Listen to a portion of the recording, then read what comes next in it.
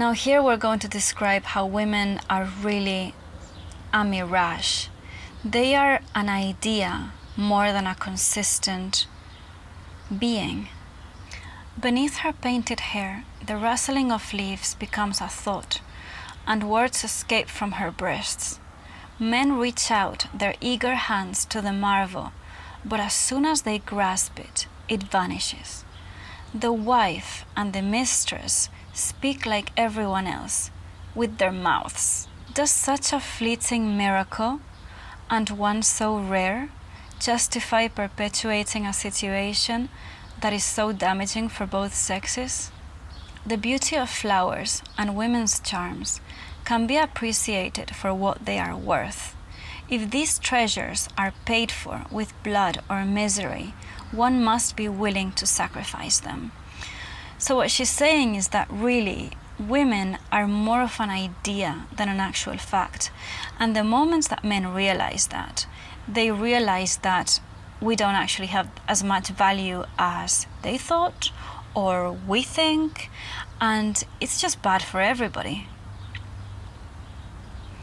The fact is that this sacrifice appears particularly heavy to men, few of them really wish in their hearts to see women accomplish themselves. Some of them do not see what they would have to gain, and those who cherish her see too well what they have to lose. In deciding to live for herself, woman will abdicate the functions as double and mediator that provide her with a privileged place within the masculine universe. So by liberating ourselves, it's important to know, and we know this, that we are renouncing to this privileged place that we have in a man's universe, because then we will be responsible for ourselves. Oh, I don't think I have battery. Okay, let's see how far we get.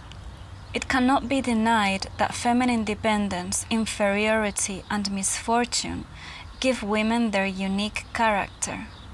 Women's autonomy, even if it spares men a good number of problems, will also deny them many conveniences. There are certain ways of living the sexual adventure that will be lost in the world of tomorrow. But this does not mean that love, happiness, poetry, and dreams will be banished from it. I think that's such a beautiful paragraph, because it's true, that sort of romanticism where you just give yourself entirely and someone else supports you entirely, that's lost.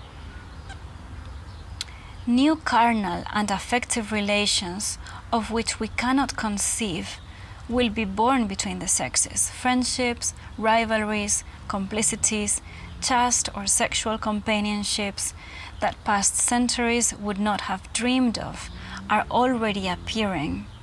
So we are already changing, we are already seeing the fruits of this change, and it's not all so bad. For example, a lot of women maintain men today. I have done it.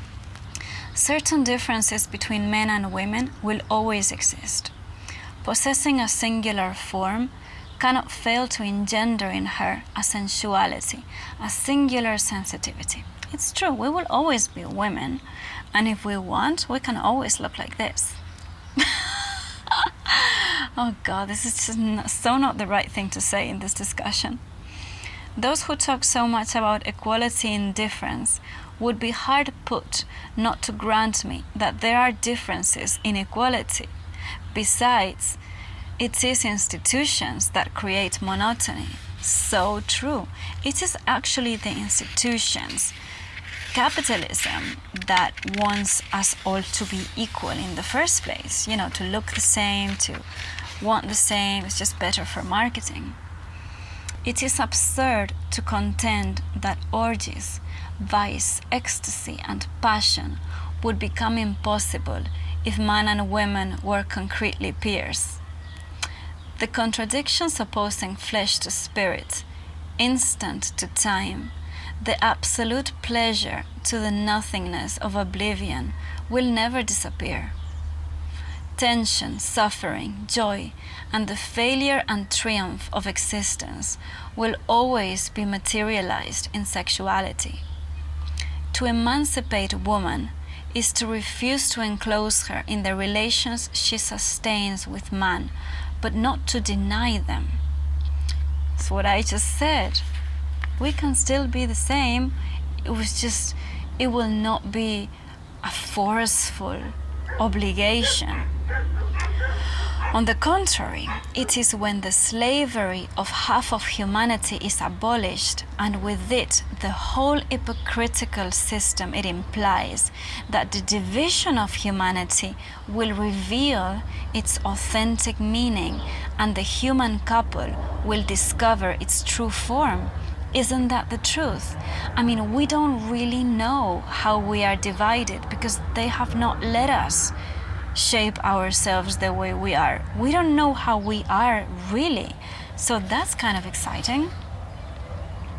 Within the given world, it is up to man to make the reign of freedom triumph. To carry off this supreme victory, men and women must, among other things, and above and beyond their natural differentiations, unequivocally affirm their brotherhood. Beautiful. That was beautiful. I love how poetic she is. I could just keep reading her. I'm gonna probably read this again straight after. I hope that was enlightening or somewhat, refreshing, thought-provoking. I hope it brings debate to your life.